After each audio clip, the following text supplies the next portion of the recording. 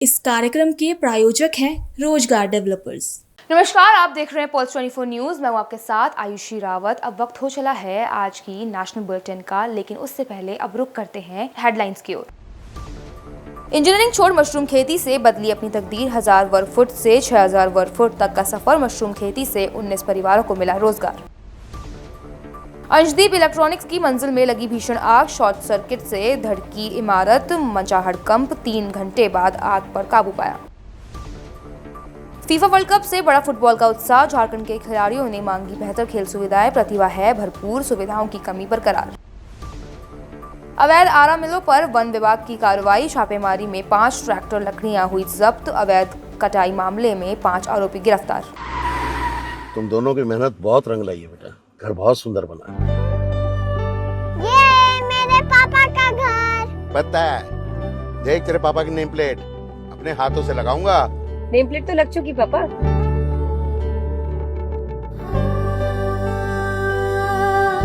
असल मेहनत तो आपने की है पापा, मुझे इस काबिल बनाने के लिए। वो जिंदगी भर किराए के मकान में रहे, लेकिन तो आज ये घर मेरा नहीं, ये है मेरे पापा का घर।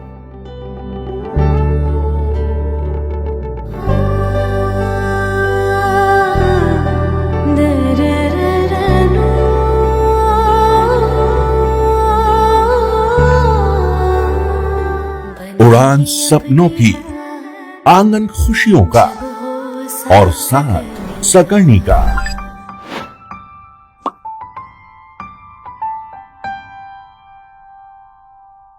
60 वर्षों से आपके साथ मनोरंजन और संस्कार का संगम, जाह्नवी मैगजीन। अब खबरें विस्तार से। तापी जिले के नानी चिखली गांव की अंजनाबेन गमित ने सिविल इंजीनियरिंग में करियर बनाने के बजाय मशरूम की वैज्ञानिक खेती को चुना। वर्ष 2017 में 100 वर्ग फुट के कमरे से शुरू हुई उनकी पहल आज 6000 वर्ग फुट की आधुनिक हाईटेक यूनिट बन चुकी है। कृषि विज्ञान केंद्र से परीक्षण को लेकर उन्होंने सरकारी सहायता और सब्सिडी का लाभ उठाया। अत्याधुनिक संचालित फॉगर सिस्टम की मदद से वह सीप मशरूम की खेती कर रही हैं। अंजनाबेन आज न केवल आत्मनिर्भर हैं, बल्कि 19 परिवारों को रोजगार भी दे रही हैं। उनकी सफलता ग्रामीण उद्यमिता की प्रेरणादायक मिसाल बन गई है। નમસ્તે, હું અંજના ગામિત, ગામ નાની ચીખલી, તાલુકો વ્યારા અને જિલ્લા તાપીથી છું. અભ્યાસ મારો ડિપ્લોમા ઇન સિવિલ એન્જિનિયરિંગમાં કર્યું છે અને આજે અમે ઓયસ્ટર મશરૂમની ખેતી કરી રહ્યા છીએ. ઓયસ્ટર મશરૂમ માટે કૃષિ વિજ્ઞાન કેન્દ્ર વ્યારા દ્વારા અમે તાલીમ મેળવી હતી 2017માં અને ત્યાર પછી એક નાની શરૂઆત કરી હતી જે ફક્ત 100 ચોરસ ફૂટથી હતી, પરંતુ આજે અમે 2026માં આજે 6000 ચોરસ ફૂટના એરિયામાં ઓયસ્ટર મશરૂમની ખેતી કરી રહ્યા છે અને સારું ઉત્પાદન કરી રહ્યા છે અને એમાંથી સારી આવક પણ મેળવી રહ્યા છે.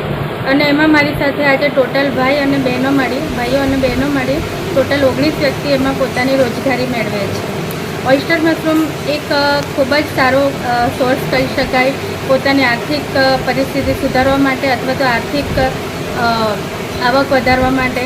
આજે યુવા પેઢીને મારો સંદેશો છે કે જે લોકો આજે ભણીને ઘરે બેઠા હોય, રોજગાર માટે વિચારતા, રોજગાર માટે બહાર જવું પડતું હોય, તો તેના માટે આ એક ઉત્તમ સોર્સ છે કે તમે ઘર આંગણે, બંધ આંગણે ઓયસ્ટર મશરૂમની ખેતી કરી શકો છો અને એમાંથી સારી ઇન્કમ મેળવી શકો છો.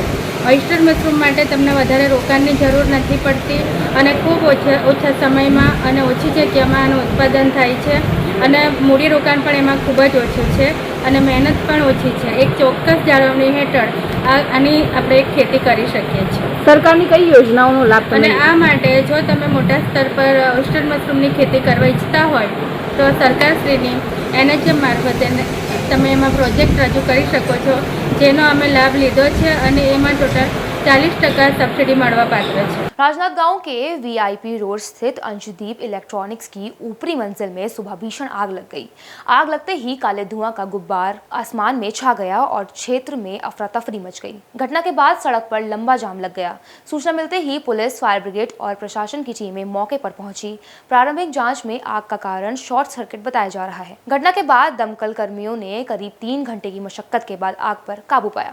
दुकान में 11 साढ़े 11 बजे के आसपास थाना प्रभारी बसंतपुर से माध्यम से उनको जानकारी मिली थी कि अंशदीप जो इलेक्ट्रॉनिक दुकान है थाना बसंतपुर क्षेत्र अंतर्गत वहां पर ज्ञात कारणों से आगजनी घटना हुई है और जिसकी सूचना मिलने पर सीएसपी राजनांदगांव थाना प्रभारी बसंतपुर तत्काल मौके पर उपस्थित होकर के और जो फायर ब्रिगेड है, अग्निशमन यंत्र जो है और उसके जो टीम है उनको मिला करके लगातार आग बुझाने का प्रयास किया गया, जिसमें आग जो है उसमें काबू पा लिया गया है। इसके साथ ही साथ पैरेलल लगभग उसी समय जो एनएच पर बापना का जो ट्रांसपोर्ट का गैरेज है वहां पर भी कुछ बसों में आग लगने की जानकारी मिली थी और जो वहां पर से आग बुझने के बाद उसी फायर ब्रिगेड के माध्यम से पुलिस टीम द्वारा मौके पर उपस्थित होकर उस पर भी नियंत्रण स्थापित कर लिया गया। वर्तमान में दोनों जो प्रकरण है उसमें आग जो पूरी तरह से बुझ गया है। आगजनी की जो कारण है उसके संबंध में पुलिस द्वारा जांच की जा रही है। इसमें किसी भी प्रकार की कहीं पर भी जो लोगों के संबंध में जनहानि नहीं हुई है, न किसी कोई घायल हुए हैं। जो संपत्ति के संबंधित जो भी नुकसान हुआ है उसकी जानकारी उनके द्वारा आवेदक द्वारा विश्लेषण करने के बाद जो रिपोर्ट लिखाया जाएगा उस पर आगे कार्रवाई की जाएगी। फीफा वर्ल्ड कप 2026 के आगाज के साथ झारखंड के बोकारो में भी फुटबॉल को लेकर उत्साह बढ़ गया। स्थानीय खिलाड़ियों और पूर्व भारतीय फुटबॉल कप्तान अजय सिंह का कहना है कि प्रतिभा की कमी नहीं बल्कि बेहतर सुविधाओं और प्रशिक्षण का अभाव है। खिलाड़ियों ने सरकार से फुटबॉल मैदान, आधुनिक इंफ्रास्ट्रक्चर और अकेडमियों की मांग की। ग्रामीण क्षेत्रों से रोज कई किलोमीटर दूर आकर अभ्यास करने वाले युवाओं का मानना है कि उचित अवसर मिलने पर झारखंड के खिलाड़ी भी अंतर्राष्ट्रीय स्तर पर पहचान बना सकते हैं। वहीं फुटबॉल प्रेमियों ने सरकार और प्रशासन से खेल को बढ़ावा देने की अपील की है। बोकारो में हम शुरू से ही खेल रहे हैं और बोकारो में खेलते खेलते मैंने नेशनल खेल के उसके बाद मैं गया आर्मी में ज्वाइन किया। आर्मी में ज्वाइन करने के बाद में मैं रिटायर होने के बाद मैं बच्चों लोगों को समय देता हूँ।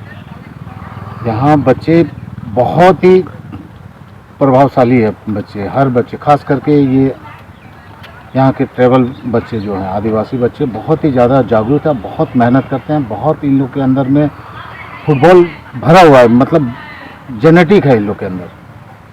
तो इनके पास में प्रॉब्लम क्या है कि किसी चीज़ को आगे बढ़ाने के लिए सबसे पहले स्टेप बाय स्टेप होता है। इनको ना लीग है यहाँ पे, ना इनके पास में ग्राउंड है, ना इनको कहीं से किसी चीज़ की मदद है।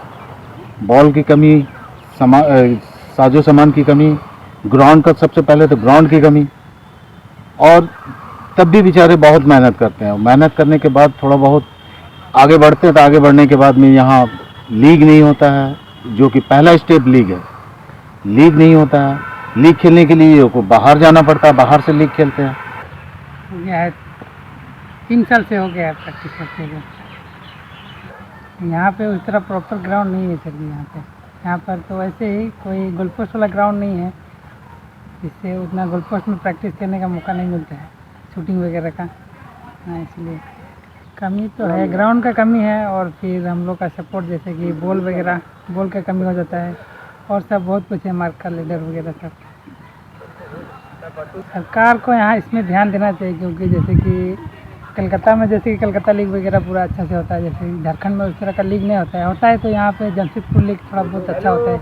बोकारो में लीग नहीं होता है, बोकारो में भी लीग होना चाहिए प्रॉपर, है ना, जिससे बोकारो का जो प्रतिभाशाली फुटबॉलर सब है उन लोग को भी अच्छा जगह प्लेटफॉर्म मिले, है ना, वही वगैरह कमी है।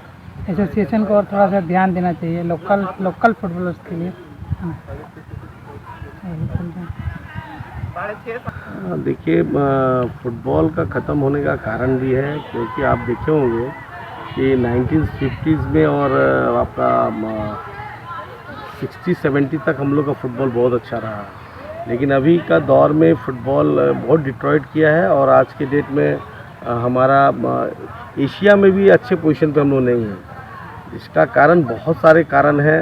इंफ्रास्ट्रक्चर का कारण हो सकता है, हमारा प्रैक्टिस जो ग्राउंड्स हैं, जो हमारा फैसिलिटीज़ है, ये भी एक बहुत बड़ा कारण है। लेकिन हमको तकलीफ़ उस बात का होता है कि आज इतना बड़ा देश 150 करोड़ आबादी छूने जा रहा है, और हम लोग वर्ल्ड कप में नहीं खेलना, ये एक दुर्भाग्यपूर्ण बात है। आज छोटी छोटी देशें विश्व की 5 लाख 10 लाख 1 करोड़ की आबादी वाले लोग विश्व कप फुटबॉल खेल रहे हैं। तो वो किस तरह का ट्रेनिंग अपने बच्चों को करा रहे हैं कि आज उनके बच्चे इतने कम जनसंख्या में भी वर्ल्ड कप खेल रहे हैं, और हम लोग आज वर्ल्ड कप जैसे महत्वपूर्ण विश्व का लोकप्रिय खेल से हम वंचित हैं, जबकि बच्चे बहुत खेलते हैं।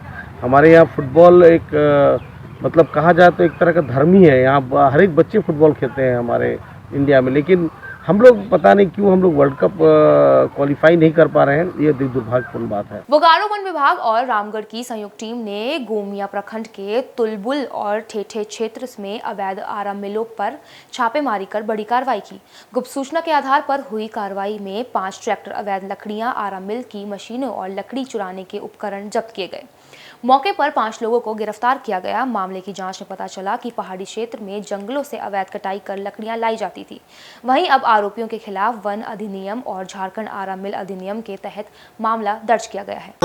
विभिन्न सूत्रों से पता चल रहा था कि भोलाडी और तुलबुल में गैर कानूनी तरीके से लकड़ी काटकर चिरान किया जा रहा है और उससे तरह तरह के फर्नीचर्स बनाए जा रहे हैं। इसी पर एक सामूहिक कार्रवाई रामगढ़ और बोकारो जिला के वन प्रमंडल के द्वारा किया गया है।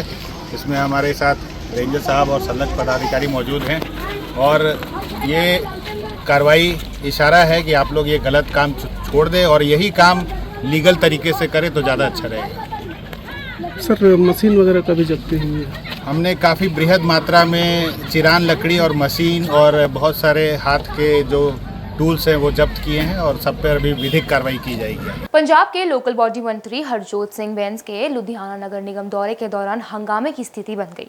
मंत्री ने निगम अधिकारियों के साथ बैठक की और कर्मचारियों से मुलाकात की, लेकिन इसी दौरान संघर्ष समिति के पदाधिकारियों और कर्मचारियों ने उनका घेराव कर विरोध प्रदर्शन कर शुरू कर दिया।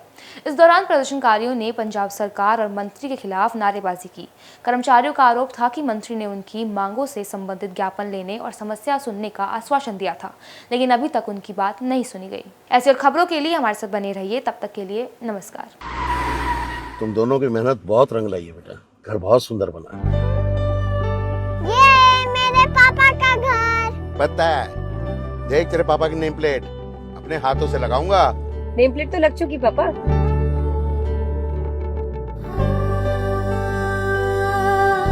असल मेहनत तो आपने की है पापा, मुझे इस काबिल बनाने के लिए। वो जिंदगी भर किराए के मकान में रहे, लेकिन तो आज ये घर मेरा नहीं, ये है मेरे पापा का घर।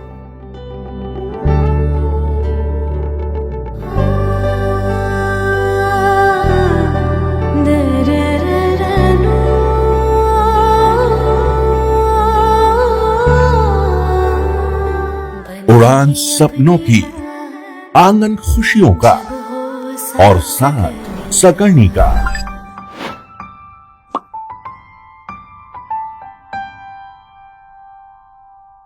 60 वर्षों से आपके साथ मनोरंजन और संस्कार का संगम, जाह्नवी मैगजीन। इस कार्यक्रम के प्रायोजक थे रोजगार डेवलपर्स।